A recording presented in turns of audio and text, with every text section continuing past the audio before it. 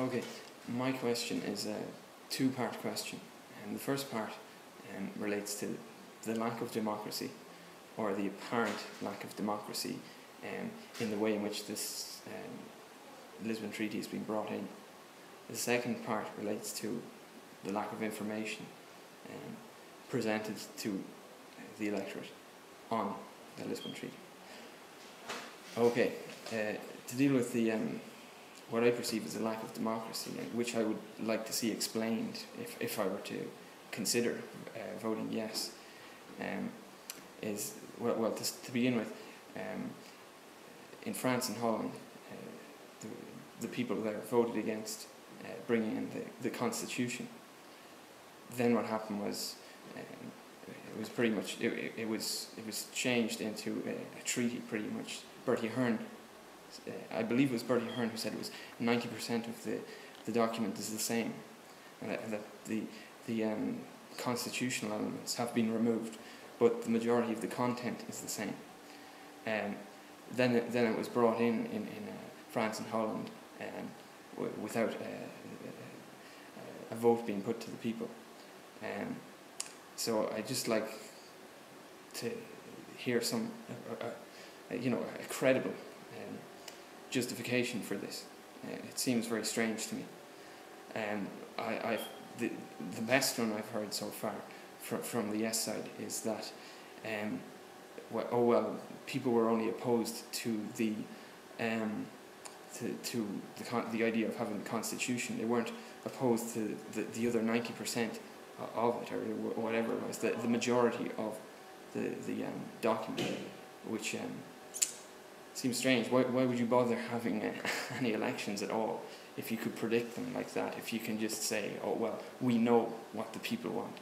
It seems entirely undemocratic. In fact, not just undemocratic, but anti-democratic. People have made a decision, have voted on something.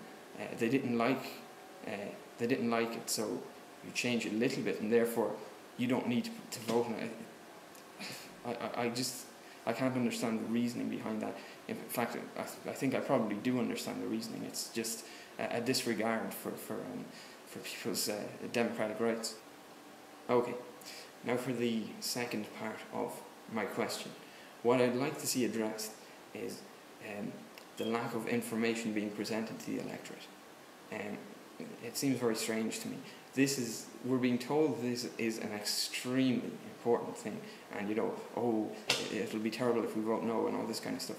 But if it is that important, surely we should have lots of information. We should be flooded with it, and we should be. The Yes campaign should be making a huge effort to make it clear to people, to explain it to people, to give them references from the treaty. If this is such a benevolent thing as we're being told it is, if it's such a good thing, then surely if people understood it and had the facts, they would vote yes. You wouldn't. There would be, if it's such a good thing and so important, you don't need to worry about people voting no. But if it's a bad thing, then you would need to kind of obscure it a little bit. It seems to me. Anyway, so in this regard, I want to know why no consolidated document has been brought out before the vote. Why, as far as I understand, we're going to have to wait till after the vote, a consolidated document will be brought out, because I believe it will be necessary for people to be able to use it, for it to be a consolidated document. The other thing is, why whenever I hear yes campaigners debating the issue, they never refer to articles in the actual Lisbon Treaty itself.